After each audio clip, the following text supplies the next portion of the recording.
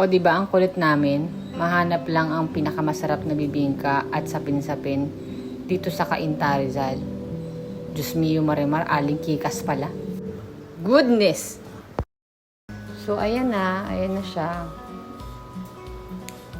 Ito yung loob ng kanilang tindahan.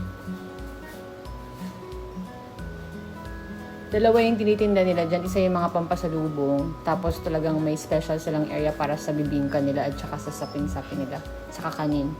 Yan, nung pumunta kami that time, medyo madaming tao kasi maaga-aga. So, ganyan yung tao. Tingnan mo yun naman, ang sarap na itsura niya.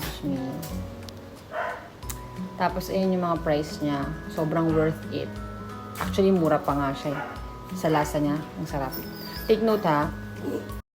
Wala silang online payment. Cash lang sila. That time nung pumunta kami, nakabungad agad na cash. So talagang mag-withdraw kami para lang makabili kami. So if I were you, kung pupunta kayo dito sa Aling Kikas, na the best kakanin talaga kasi talagang masarap siya.